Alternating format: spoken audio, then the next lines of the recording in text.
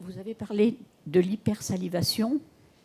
Il y a l'hyposalivation aussi, qui est très gênante parce que le patient ne peut pas avaler. Il mâche et il ne peut pas avaler. Voilà. Comme vous me le décrivez, ça peut être aussi une dysphagie, c'est-à-dire un trouble de déglutition lié à des perturbations pour avaler, justement. Mais c'est vrai que ça existe, la bouche sèche. Ça s'appelle la xérostomie, peu importe. Attention, ça peut être lié à des médicaments aussi. Il y a des médicaments qui peuvent donner ça. Donc il faut regarder ce qu'il y a comme traitement. Et puis, à côté de ça, ben oui, vous avez raison. Le truc, c'est que, je ne vous en ai pas parlé parce qu'il n'y a pas beaucoup de patients qui ont ça, heureusement pour eux. Mais quand ils l'ont, c'est très gênant. Et en particulier, tout ce qui est un petit peu granuleux pour manger, alors là, ça devient une catastrophe, quoi. Qu'est-ce qu'on fait? Eh bien, on va leur dire, il faut humidifier. On n'a pas trop d'autres solutions. Alors là, la possibilité de donner de la salive artificielle. Alors, ça existe en pharmacie, mais malheureusement, ce n'est pas pris en charge. L'autre possibilité, c'est de faire des brumisations, c'est-à-dire avoir la petite bombe de ce que vous voulez, et puis de brumiser très régulièrement pour se sentir mieux. Et puis la dernière possibilité, c'est ne pas hésiter à prendre de l'hydratation pendant le repas. Mais malheureusement, on n'a pas de possibilité pour revenir en arrière, c'est-à-dire pour que la salive revienne comme elle était auparavant. Et il existe aussi, pour cet œsophage qui ne fonctionne pas, il existe aussi, on fait souvent du Botox. Ça marche très bien. Alors là, je ne suis pas d'accord du tout avec vous, parce que justement, c'est un des effets dangereux du Botox. On en a eu plusieurs cas. Le Botox, c'est la toxine botulique. Elle sèche la bouche. On fait les injections au niveau des glandes qui sont à l'intérieur, là, dans la bouche. On sèche la bouche, donc il y a moins de salive. Et puis, de temps en temps, il y a des effets secondaires. Je ne vous parle pas des complications, mais ça, c'en est une complication. Je ne vous ai pas parlé de tout, évidemment. C'est une complication, c'est-à-dire que le Botox, c'est du liquide. Et ce liquide diffuse sous la peau le long des muscles. Et quand il diffuse sous la peau le long des muscles, il descend jusqu'à l'entrée de l'œsophage. Et l'entrée de l'œsophage, il y a un petit muscle, que le sphincter supérieur de l'œsophage. Et malheureusement, le Botox sur le sphincter supérieur de l'œsophage, fermé. Donc, c'est des gens qui, quand ils ont cette complication-là, ils ne peuvent plus manger du tout. On est obligé de mettre une sonde transitoirement pendant 3 semaines. Donc, que vous traitiez avec du Botox des troubles moteurs de l'œsophage, ce n'est pas possible. Par contre, les troubles moteurs de l'œsophage, on va les traiter avec d'autres médicaments, qui sont des médicaments qu'on utilise en cardiologie en particulier, mais bon, c'est des trucs très particuliers. Mais là aussi, c'est pas très fréquent, c'est vraiment quelque chose de rare, les troubles moteurs de l'œsophage. Par contre, si vous me parlez de difficultés de déglutition en haut, oui, là d'accord. Là, il peut y avoir des difficultés de déglutition. Là, c'était vraiment les troubles moteurs de l'œsophage. Alors, si vous permettez, on va prendre d'autres questions. Allez-y, je ne sais pas. Il doit y avoir 2 micros normalement qui circulent. Tout simplement, où peut-on se procurer l'exposé? Je voulais savoir par rapport aux personnes, je vous avais dit tout à l'heure qu'il fallait boire à peu près 1,5 litre d'eau. Oui. Or, quand les malades rencontrent des problèmes urinaires, on leur donne des médicaments style oxybutynin, Vesicar ou des choses comme ça. Et donc, les patients, souvent, hésitent à boire. Donc, comment faire dans ce cas-là? Je crois que là, de toute façon, au bout du compte,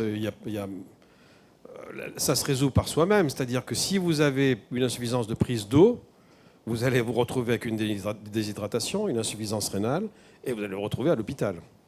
Donc si vous avez quelqu'un, et vous avez l'impression qu'il ne boit pas beaucoup d'eau, mais qu'il n'y a pas d'insuffisance rénale, c'est qu'il boit suffisamment d'eau. Vous voyez ? En fait, la restriction hydrique, c'est dans des maladies très particulières, c'est vraiment très rare, c'est pas du tout dans la maladie de Parkinson, mais si un patient qui n'a pas d'insuffisance rénale, au niveau des examens de sang, ma foi, c'est qu'il a un apport hydrique suffisant. Alors, je Même vous rappelle, si c'est inférieur à 1,5 litre. Oui, c'est ça. Oui, parce que ça peut être quelqu'un qui prend beaucoup de produits qui contiennent de l'eau, comme les fruits et les légumes. Vous voyez ? Si vous vous orientez vers un régime plus fruits et légumes, vous aurez une hydratation incluse dans votre alimentation. Donc vous n'aurez pas forcément le besoin d'avoir 1,5 litre. Moi, je vous ai dit 1,5 litre de manière... C'est la barre qu'on donne pour les plus de 60 ans. Donc c'est pour ça que je vous dis ça. Mais évidemment, il y a des adaptations d'une personne à l'autre. Alors, monsieur, je vous en prie. Oui. Où peut-on, s'il vous plaît, se procurer l'exposé de... Alors, on le mettra en ligne sur le site. Donc il va falloir... ça. Vous demanderez aux dames à la sortie comment il faut faire pour aller sur le site. Voilà. D'accord, merci. Madame, question là-bas, micro 1. Oui, bonjour. Voilà, je suis sous traitement depuis 9 ans avec du Modopar et du Content. Et il s'avère que depuis à peu près 4 mois, j'ai des différences par rapport aux protéines. On va y Il revenir, s'avère- madame. Voilà.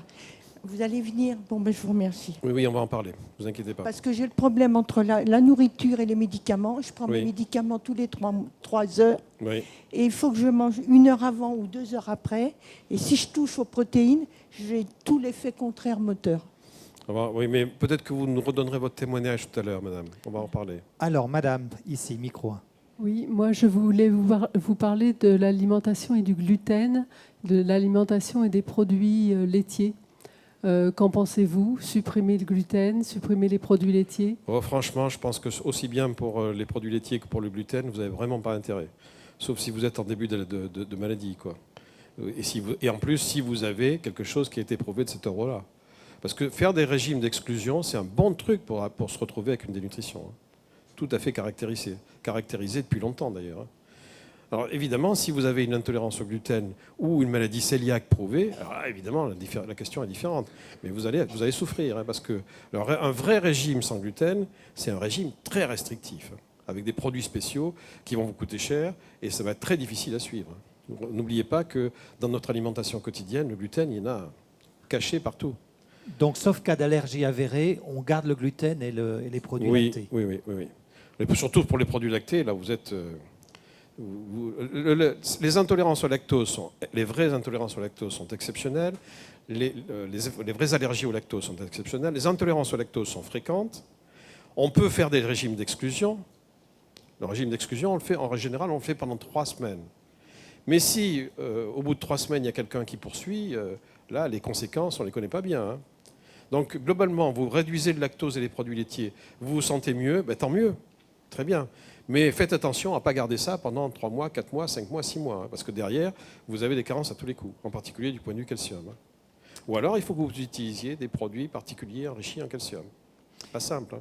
Alors, professeur, je vous propose maintenant que l'on parle un petit peu d'obésité, de surpoids, et puis on reprend tout de suite après les questions dans la salle. Obésité, la limite est simple. Indice de masse corporelle à 30. Donc il faut recalculer, évidemment. Poids sur taille au carré. Le surpoids, c'est à partir de 25 si on a moins de 70 ans, à partir de 27 si on a plus de 70 ans. Puis vous voyez qu'il y a des catégories dans l'obésité, obésité modérée, sévère et morbide, peu importe. Morbide, c'est très grave, hein. C'est les très grands obèses. Est-ce qu'il y a du surpoids, est-ce qu'il y a de l'obésité lors de la maladie de Parkinson? On a des données. Et ces données ne sont pas franchement rassurantes, puisque vous voyez des enquêtes sur... Alors il y a eu des enquêtes où ça mélangeait surpoids et obésité. 60% des patients en Italie. Tout ça, c'est des patients parkinsoniens. 50% des patients en Allemagne et plus de 50% des patients en France et aux États-Unis. On n'a qu'une étude, malheureusement, spécifiquement sur obésité, qui est une étude coréenne, et qui montre 38% d'obésité chez les malades parkinsoniens. Je vous rappelle qu'en France, en population générale, il y a 15% d'obèses. Donc là, globalement, c'est vraiment un problème. Attention, il peut y avoir des perturbations. Alors, je vous ai mis TCA, ça veut dire troubles du comportement alimentaire. Et c'est du côté... Alors, les troubles du comportement alimentaire, c'est soit je ne mange pas assez, c'est anorexie mentale, soit je mange trop, c'est boulimie, hyperphagie. Mais c'est du côté, évidemment, je mange trop. Et essentiellement, des compulsions alimentaires. J'ai tendance à me jeter sur certaines choses que j'aime bien parce que ça me fait du bien, parce que je me sens rassuré parce que quand j'ai mangé ça. Ou alors, je fais de la boulimie sans vomir, sans comportement compensatoire, et ça s'appelle de l'hyperphagie. C'est-à-dire je mange trop de certaines choses, qui peuvent être des choses que j'aime ou des choses que j'aime pas, quelquefois. Mais je mange trop quand même. Globalement, je grossis. Et malheureusement, ces troubles du comportement alimentaire peuvent survenir dans 2 situations. Soit en liaison avec le médicament à la lévodopa, c'est rare, mais ça survient. Et surtout, après la chirurgie d'électrostimulation cérébrale profonde, on va y revenir. Donc globalement, à quel moment on risque d'avoir trop de poids? Soit au début du traitement, après le traitement initial, soit après l'électrostimulation. Le problème spécifique de l'électrostimulation, c'est que c'est extrêmement rapide. Alors vous voyez, je vous ai mis un schéma, ça c'est au début, mise en route du traitement, il y a une amélioration neurologique. De ce fait-là, on dépense moins d'énergie, on a moins de handicap, on peut manger plus, et en même temps, on peut avoir aussi, lié à la lévodopa, des troubles du comportement alimentaire. Donc le poids monte, on peut aller avec l'obésité. Est-ce qu'il y a des conséquences? Ben oui, il y a des conséquences, hein, comme n'importe quelle obésité. Il y a dont je vous avais parlé tout à l'heure, toutes les conséquences, mais en particulier les troubles sur le cholestérol et les triglycérides, les atteintes cardiovasculaires. Alors il y a des études relativement anciennes qui disaient qu'il n'y avait pas de problème chez les Parkinsoniens, et puis les études récentes disent oui, il y a aussi ce risque-là, bien évidemment, avec l'obésité. La deuxième situation, c'est après la chirurgie, amélioration neurologique, donc baisse des dyskinésies, baisse des rigidités, augmentation de l'apport alimentaire et possible trouble du comportement alimentaire. Et là, vous voyez que c'est dans les 2 à 3 mois. Et là, les études sont à peu près convergentes pour dire attention, c'est là qu'il faut faire très attention et confier absolument le patient à une diététicienne ou à un nutritionniste tous les deux pour éviter justement cette prise de poids majeure qui va survenir après l'électrostimulation. Après le 3e mois, la situation va se calmer et par conséquent, on aura moins besoin de ce suivi. Mais au début, oui, ça vaut le coup de faire ce suivi. Comment on fait? En fait, on fait une prise en charge tout à fait spécifique. On va jouer sur l'activité physique, jouer sur le régime, entre guillemets, les conseils diététiques, et on va jouer aussi sur l'état psychologique du patient, puisque ce facteur-là est un facteur qui est fondamental dans la prise en charge de l'obésité. Est-ce que c'est efficace lors de la maladie de Parkinson? Nous n'avons des données qu'après la chirurgie, et là, on sait que c'est efficace, c'est-à-dire qu'on arrive à réduire la prise de poids, voire à la stopper, voire à faire baisser une obésité qui s'est déjà développée après l'électrostimulation. Alors on va venir à ce problème que vous avez évoqué, madame, tout à l'heure, qui est le problème des protéines lors de l'alimentation du malade parkinsonien. Comment on explique ces perturbations? Parce qu'il y a des perturbations. D'une part, parce qu'il y a une compétition entre les acides aminés. Alors les acides aminés, c'est les protéines. Viande, poisson, œufs, fromage. Les principales sources de protéines. Alors, il y a les protéines végétales aussi, mais en moindre quantité la plupart du temps. Donc, le truc, c'est que lorsque vous avez une alimentation protéique assez chargée, ce qui est le cas pour beaucoup de gens en population française générale, eh bien, le lévodopa passe moins facilement dans le sang. Première chose. Deuxième chose, elle passe aussi moins facilement vers le cerveau, parce que là aussi, il y a une compétition. Globalement, ça veut dire que c'est les protéines qui gagnent. Et la lévodopa reste de côté. Donc elle ne sert pas. Elle ne marche pas comme elle devrait marcher. Donc évidemment que lorsque vous avez cette compétition, vous avez moins d'efficacité de la lévodopa du point de vue thérapeutique. Et ça pose des problèmes. Donc qu'est-ce qu'on peut faire pour jouer là-dessus? Première chose, alors je vais vous donner des choses tout à fait dernière actualité, puisqu'on vient de travailler avec tout un groupe européen sur les maladies neurologiques et la nutrition. Les recommandations vont sortir fin d'année 2017. Il y a tout un gros paragraphe sur la maladie de Parkinson. Donc, première chose, il est recommandé de prendre le lévodopa 20 à 30 minutes avant les repas. Parce qu'à ce moment-là, vous allez favoriser l'absorption du médicament. Il n'y aura pas la compétition avec les acides aminés, première chose. Et deuxième chose, le patient va avoir un début d'effet du médicament. Et comme il a un début d'effet du médicament, il est moins gêné pour manger. Et voilà.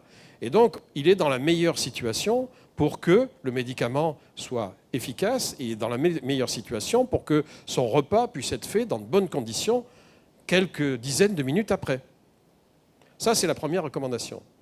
Alors, les neurologues nous disent « Oui, ouais, t'es bien gentil, mais enfin quand même, tu comprends, on a beaucoup de patients avec la lévodopa, on l'a dit tout à l'heure, qui ont des troubles digestifs. Donc si on leur met la lévodopa avant, ils ont les troubles digestifs. Tu crois que ça va les aider à manger? Alors, quelle est la position actuelle? La position actuelle, c'est de dire il faut tester. Ça vaut vraiment le coup de tester, parce que quand ça marche, c'est vraiment très efficace. Alors évidemment qu'il peut y avoir des perturbations du point de vue digestif, et évidemment s'il y a des perturbations sévères du point de vue digestif, on reprendra la lévodopa pendant le repas, bien sûr. Ça ne sera pas génial, mais on reprendra quand même. Et puis surtout, à ce moment-là, on s'orientera vers d'autres possibilités. Alors, dernier point sur la lévodopa et les protéines, et la prise avant, il y a aussi des patients pour lesquels le fait de prendre la lévodopa avant, ça ne fait rien sur la compétition. C'est-à-dire tous les patients ne sont pas pareils. Il y a des patients pour lesquels il y a cette compétition dont je vous ai parlé, et il y en a d'autres pour lesquels il n'y en a pas. Quand il n'y a pas, évidemment, ça ne sert à rien de faire la lévodopa avant. Mais ça, vous le saurez que quand vous aurez testé. Alors, qu'est-ce qu'on peut faire si jamais il y a ces troubles digestifs à la lévodopa? On ne peut pas la mettre avant le repas, on est obligé de la mettre pendant le repas, sinon ça va mal se passer. Eh bien, on va faire des modifications des régimes protéiques avec deux possibilités. Soit une restriction de la quantité de protéines globale qui est donnée. Et au lieu de donner 1 gramme à 1,2 gramme de protéines par kilo par jour, peu importe, globalement, ce qu'il faut retenir, c'est qu'on baisse la quantité de protéines. On mange moins de protéines. Est-ce qu'il y a un risque ? Au long terme, si vous baissez fortement la quantité de protéines, oui, il y a un risque. C'est ce qui est tout à fait en bas. D'abord, vous avez le risque d'avoir plus de faim, plus faim après le repas, et parce que les protéines sont très satiétogènes. D'ailleurs, ça coupe l'appétit, les protéines. Et puis, deuxième possibilité, vous pouvez développer une dénutrition, mais au long cours. Donc, globalement, il ne faut pas baisser de manière drastique. Il faut baisser modérément. Si vous baissez votre quantité protéique, vous risquez d'aller mieux. Et puis, l'autre point, c'est de faire une redistribution dans la journée. Plutôt que d'avoir les protéines à midi, les protéines le matin et les protéines le soir, on va mettre tout petit peu de protéines à midi, beaucoup de protéines le soir. Alors, soyons très concrets. Ça veut dire manger quoi à midi, manger quoi le soir? Eh bien, à midi, ça veut dire manger moins de viande, poisson, œufs, fromage. Et le soir, manger plus de viande, poisson, œufs, fromage. Voilà. On redistribue les apports protéiques. Et peut-être qu'on mangera plus de produits glucidiques et de produits gras le matin et à midi, et beaucoup moins le soir. Et voilà. On se retrouve avec des situations qui sont relativement faciles à gérer. Le patient, s'il doit être bloqué, il sera bloqué tardivement dans la nuit, et ça sera beaucoup moins gênant que si c'est pendant la journée, du point de vue autonomie et du point de vue possibilité alimentaire. Alors, vous voyez que c'est quand même quelque chose qui vaut le coup, hein. Alors, les restrictions, vous voyez, ces 6 fluctuations, éventuellement avant d'augmenter la lévodopa, mais enfin on rentre plus dans la thérapeutique, ça s'adresse plus aux médecins. Et ce que je vous disais tout à l'heure, attention, efficacité inconstante, il faut tester. Oui, il peut y avoir une tolérance médiocre à plus d'1 mois, mais il faut quand même tester, parce que vous allez gagner, hein. L'exemple typique, caractéristique que j'ai eu il y a maintenant quelques mois, c'est celui d'un ami pour lequel il n'avait jamais entendu parler de ça. Et il ne pouvait plus parler, il ne pouvait plus bouger, il ne correspondait que par Internet en appuyant sur les touches de l'ordinateur. Et il prenait la lévodopa pendant les repas depuis des années. Et puis le jour où je lui ai dit, mais enfin, il a changé d'endroit, il m'en a parlé, je lui ai dit, mais enfin, écoute, pourquoi tu n'as pas avant? Parce qu'on ne me l'a jamais dit, il l'a fait et ça lui a changé la vie. Donc attention, les redistributions, passer la lévodopa avant, ça peut être vraiment d'un apport fondamental, hein. Alors, je crois qu'on va presque terminer. On a presque terminé. Ça, c'est le schéma général. Le début de la maladie, le diagnostic n'est pas fait, mais déjà la maladie est en train de se manifester. Les troubles de l'odorat sont déjà là. Et il y a une baisse des apports alimentaires parce que justement la maladie se manifeste. Il y a une augmentation des dépenses parce que justement la maladie se manifeste. Et par conséquent, le poids baisse. Vous voyez, c'est la courbe qui descend. Le diagnostic est fait, on donne de la lévodopa. À ce moment-là, la situation s'améliore. Les apports alimentaires augmentent, les dépenses baissent et le poids remonte. Vous voyez que ça grimpe sérieusement. Attention, c'est là qu'il peut y avoir un risque d'obésité. Et puis, au fur et à mesure, l'efficacité du traitement devient de moins en moins bonne. Et à ce moment-là, les apports baissent à nouveau, les dépenses baissent à nouveau, les dyskinésies apparaissent et le poids rebaisse, la dénutrition peut à nouveau apparaître. Et c'est là qu'on va commencer à agir fortement sur les redistributions, sur les modifications de quantité protéique. Et c'est là qu'il faut absolument tester, si ça n'a pas été fait avant, tester les lévodopa avant les repas. S'il y a une chirurgie, évidemment, le poids monte, et c'est la courbe en pointillé rouge, avec le risque d'obésité. Et s'il y a une nutrition entérale, par sonde, le poids va remonter, ou alors va rester stable, mais il ne va pas baisser. C'est-à-dire qu'on ne va pas mourir de dénutrition. Ce qui est quand même absolument fondamental. Merci beaucoup, professeur Desportes. Allons-y pour les questions. Alors, allez-y, je crois qu'on vous redonne la parole. Je ne sais pas si c'est vous qui aviez parlé tout à l'heure des protéines. Non, c'est pas moi qui parlais des protéines. C'était dans le même coin, c'est pour ça, pardon. Allez-y. Je voulais poser la question. Si on déplace la lévodopa avant les repas, ça fait que le soir, on prend la lévodopa très tôt. Et il y a un gros décalage de distribution de la lévodopa dans l'organisme. Oui, c'est-à-dire que vous risquez d'avoir des blocages nocturnes. Oui, bien sûr. Mais est-ce qu'il vaut mieux... Là, c'est une question qu'il faut vous poser individuellement. Est-ce que vous souhaitez être plus autonome pendant la journée, quitte à avoir des blocages nocturnes, ou alors est-ce que vous souhaitez ne pas avoir de blocage nocturne? Et là, vous allez être vraiment gêné pour mieux adapter, hein, effectivement. Alors, il y a peut-être des gens... Est-ce qu'il y a des gens parmi vous qui ont des infusions continues de lévodopa? Non? Si, vous? Non. C'est assez rare, mais c'est une situation particulière. Question 2, allez-y. Bon, moi, donc j'ai fait une neurostimulation il y a 1 an. Donc j'ai pris du poids aussi, mais on m'avait pas tellement averti de ça parce que j'étais déjà obèse avant à cause du Rékip. C'est un médicament, une agoniste dopaminergique qui me donne des addictions alimentaires. Bon, donc j'ai fait une cure justement, puisque vous habitez Limoges, à Saint-Thierry-Aix-la-Perche. J'ai fait une cure là-bas, j'ai perdu 7 kilos pendant la cure, mais là, j'arrive plus. Arrivé chez moi, je n'arrive plus à le faire. Alors bon, voilà. J'ai donc. Vous n'arrivez plus à reperdre ou vous êtes stabilisé? Qu'est-ce que ouais, vous je reprenez? suis stabilisée à 100 kilos quand même. Hein, donc ouais. bon, voilà. Donc si vous voulez, moi, je ne sais pas quoi faire. Est-ce que j'arrête le Rékip? Mais bon, on a déjà discuté souvent avec la neurologue de ça. Elle me dit non, parce que le Rékip, ça vous convient très bien pour vous. Bah oui. Et bon, voilà. Donc je suis condamnée à être grosse, quoi, en fait. Non, vous n'êtes pas condamnée. Non, personne n'est condamné à être gros. Mais ça fait combien de temps que vous avez fait cette cure? C'était au mois de novembre. Donc vous avez la possibilité de... D'abord, normalement, en sortie de cure... Oui, c'est le 20 octobre, j'y vais, là, le 20 octobre, mais bon. Vous y revenez? Oui, une journée, c'est une journée, mais bon. Oui, alors d'abord, il y a ce suivi. Je crois qu'il ne faut pas hésiter. Alors, je les connais très bien, parce qu'on a travaillé longtemps, on continue à travailler avec eux. Si jamais vous avez des problèmes de cet ordre-là, il ne faut pas hésiter à les contacter pour leur dire « Attention, j'ai ça, qu'est-ce que je peux faire ?» Ils vous connaissent mieux que moi, évidemment. Et puis, d'autre part, vous avez la possibilité d'avoir une deuxième cure.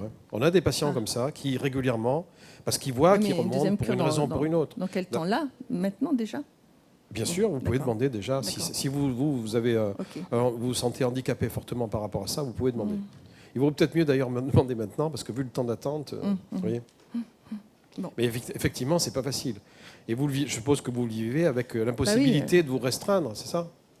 J'arrive pas, quoi. J'arrive pas. Quand je travaille, ça va, mais là, je travaille pas en ce moment. Et quand je travaille pas, je mange, quoi. Oui. Donc vous êtes une illustration pour les autres personnes qui éventuellement pourraient avoir une stimulation de ce risque-là. Et évidemment qu'il vaudrait mieux avoir une prise en charge immédiate dès qu'il y a l'électrostimulation profonde. Moi, on m'avait dit juste vous prendrez peut-être 5 kilos, mais c'est pas sûr. Oui. Sauf que de temps en temps, c'est beaucoup plus que ça. Globalement, c'est bien reconnu dans la littérature. C'est-à-dire que la prise de poids est vraiment importante à ce moment-là. Alors ceci dit, c'est peut-être que ça peut vous rassurer aussi. Je ne sais pas si vous avez bien vu la courbe, mais dans la courbe, ça grimpe comme ça après l'électrostimulation et après c'est stable. Il y a quelques études sur ce plan-là qui disent tout ça, c'est-à-dire ça a une forte augmentation dans les premiers mois et ensuite ça se stabilise. Alors oui, évidemment, il y a des patients qui ne redescendent pas, mais au moins ils ne continuent pas à monter, c'est déjà ça. Et ceci dit, n'hésitez pas à les recontacter. Oui, merci beaucoup. Voilà, merci. Autre question? Alors, devant, mademoiselle. Il y a ce monsieur là, il y a un monsieur aussi sur le côté. À votre droite, là. Mademoiselle numéro 2. Derrière vous, il y a monsieur. Allez-y, madame. Est-ce qu'avec les médicaments à libération prolongée, tout ce que vous avez dit s'applique? Je ne peux pas vous répondre. On est en train de travailler sur le sujet parce que justement, c'est un problème. Parce qu'on ne sait pas exactement... Il n'y a pas d'études sur, par exemple, ces histoires de compétition, exactement comment ça joue à partir du moment où, justement, on a cette libération prolongée. Donc, je ne peux pas vous dire ça va marcher, ça ne va pas marcher. On est en train de discuter depuis le mois de décembre avec les neurologues et puis avec un laboratoire pour savoir comment on va faire pour mieux évaluer ça. Mais ce n'est pas facile. Donc, peut-être que dans 2 ans, je vous dirai quelque chose, ou dans 1 an et demi, j'en sais rien. Mais là, je ne peux pas vous répondre, franchement. Il y a 0 sur la littérature. Désolé, madame, on n'a pas toujours les réponses. Monsieur, je vous en prie. J'ai été neurostimulé et je prends un Cinémètre comme médicament. Et j'aurais voulu savoir quand est-ce que je vais pouvoir reparler, parce que j'ai beaucoup de peine à parler. Je dois choisir entre marcher ou parler. Mais je n'arrive pas à faire les deux en même temps. Là non plus, je pense que c'est... je ne suis pas le bon interlocuteur. Là, il faut vraiment que vous posiez des questions au neurologue qui vous suit. Ouais. Parce que je ne sais pas... Vous savez, sur les électrostimulations profondes ne sont pas toutes identiques. Ouais, j'ai été neurostimulé à la Salpêtrière et maintenant j'ai déménagé à Tours. Alors, le temps que tout se mette en place, oui. C'est vraiment difficile. Quoi. Et votre suivi est toujours à la Salpêtrière ou il est à Tours? Non, il est à Tours maintenant. Dans le service du professeur Corsia? Non. À Poitiers. Il sera à Poitiers avec, ça sera le professeur Ouetto. Qu'est-ce que vous en pensez, mesdames? Il y a quelqu'un qui parlait, mais... Non, c'est pour dire qu'il y a un centre expert qui est à Poitiers. Ah, et le dernier des centres experts Parkinson a été créé à Tours il y a 1 an. Donc, Mais effectivement, À Poitiers, ils sont connus. Hein. Le professeur Ouetto est une référence. Connaît très bien le sujet. Donc c'est à lui qu'il faut poser la question, monsieur, malheureusement. Parce que ce que je voulais vous dire, c'est que ce n'est pas une histoire de suivi, d'endroit où vous êtes suivi. C'est simplement que les électrostimulations ne sont pas toutes faites au même endroit, avec les mêmes données physiques. Donc vous pouvez avoir des effets sur un point et puis pas beaucoup d'effets sur un autre. Et je ne peux pas vous dire ce que vous allez, comment ça va évoluer. Quand j'ai sorti de l'opération, j'y allais très bien. Je marchais et puis il parlait. Maintenant, il ne marche plus, il parle plus. Voilà. Par contre, tout à l'heure, excusez-moi, vous avez parlé de prendre les médicaments donc avant, et ça a vraiment joué sur la santé de votre ami. Absolument, oui. Parce que mon mari les prend n'importe quand. Il faut tester. Je ne vous garantis pas que ça soit efficace, mais vraiment, il faut tester. D'accord, merci. Et chaque fois qu'on en parle avec les neurologues, c'est toujours le même truc. On revient toujours à la même chose. Et je leur dis, mais enfin, est-ce que vous avez testé? S'ils ont testé, ben oui, celui-là, on a testé, oui, celui-là, ça a marché. Et il y en a d'autres, ça n'a pas marché, bien sûr. Allez, on va prendre une autre question. Je vous en prie, allez-y. C'est plus une constatation, c'est la difficulté de trouver des nutritionnistes et surtout des diététiciennes au fait en même temps de la maladie de Parkinson. Moi, j'ai consulté dans un hôpital parisien de la PHP et vraiment, je me suis trouvée un peu démunie parce qu'on m'a donné les conseils habituels, de réduire les sucres, etc. Mais je n'ai pas vraiment trouvé d'interlocuteur compétent pour répondre à ça, bien que ce ne soit pas une obésité importante. Et puis aussi, le manque de consultation, d'éducation thérapeutique. Eh bien oui, je suis bien d'accord avec vous. Oui, vous pouvez allez à Limoges. Voilà la réponse de la salle. Mais le drame, c'est ça. Non, mais attendez, plus sérieusement, il y a peu de nutritionnistes qui se sont intéressés à ces questions spécifiques. Alors attendez, ça dépend de quoi vous parlez, parce que madame est en train de parler des diététiciennes. Oui. Les diététiciennes, elles ont 2 ans de formation, je vous rappelle. Hein. Les nutritionnistes, c'est obligatoirement des médecins. Donc 7 ans de formation, plus une spécialisation de 3 ans. C'est pas tout à fait la même chose, vous voyez. Mais effectivement, les nutritionnistes, ça court pas les rues. On en a formé beaucoup ces dernières années parce qu'il y avait un tel manque que c'était terrible, quoi. Il y a encore beaucoup d'hôpitaux, il n'y en a pas. Beaucoup d'hôpitaux. Et bon, c'est vrai qu'on on voit à Limoges des gens qui viennent de Paris en consultation. Terrible, ça. Alors, puisqu'on parle des nutritionnistes, est-ce que d'autres professionnels, je pense par exemple aux orthophonistes ou aux ergothérapeutes, peuvent s'avérer utiles pour les problèmes liés à l'alimentation? Il est en train de vouloir finir Non, pas du tout, mais c'est intéressant. Oui, mais aussi. vous avez raison, bien sûr. Oui, bien sûr. Je vous l'ai dit, les orthophonistes, ça va être sur les troubles de déglutition. Et là, pour la maladie de Parkinson, ils ont vraiment une utilité très importante. Aussi bien pour aider les patients à mieux déglutir, pour garder ce qu'ils ont, parce qu'il y a des patients, ils vont avoir un traitement pendant 2-3 mois, ça va beaucoup mieux, et puis vous les renvoyez 6 mois après parce que ça s'est recassé la figure. Il faut continuer avec les orthophonistes. Il ne faut pas s'arrêter comme ça. Et puis les ergothérapeutes, bien évidemment, parce qu'ils vont donner des conseils pour mieux manger, mieux s'installer à table, mieux pouvoir manipuler des objets pour faire la cuisine, pour simplement dans la vie quotidienne, c'est vraiment fondamental, quoi. On est sur une collaboration nécessaire.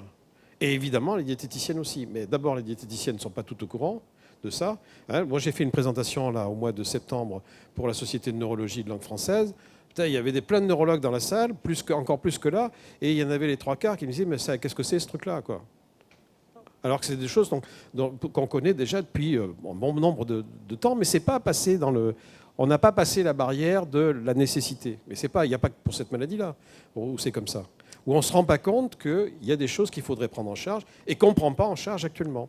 Allez, on va prendre en charge d'autres questions. Alors, Madame. Deux questions, si vous permettez. Une sur les nutritionnistes. Alors, en Mayenne, on a des gens qui se disent diététiciens, nutritionnistes. Oui, c'est parce que c'est leur appellation actuelle. Mais ça ne veut pas dire qu'ils sont médecins. D'accord.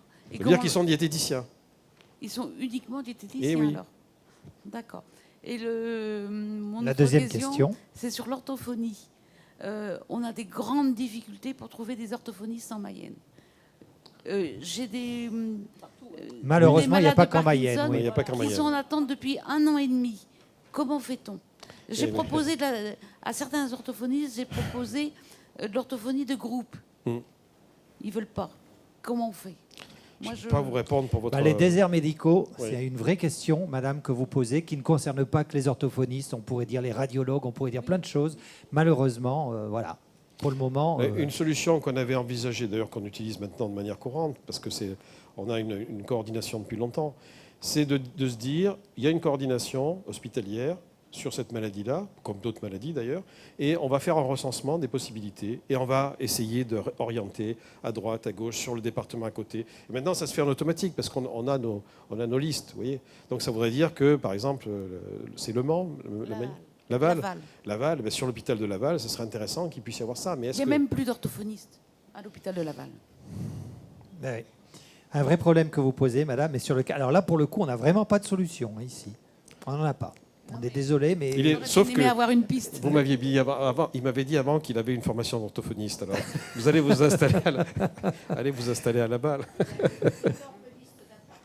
En tout cas, merci. C'est vrai, vous avez raison. Merci beaucoup, professeur Jean-Claude Desports. On va être obligé de stopper maintenant. Alors, je vais vous donner quelques informations pratiques. À 13h, donc dans 45 minutes, une autre conférence vous est proposée dans cette même salle et elle va traiter de la douleur dans la maladie de Parkinson.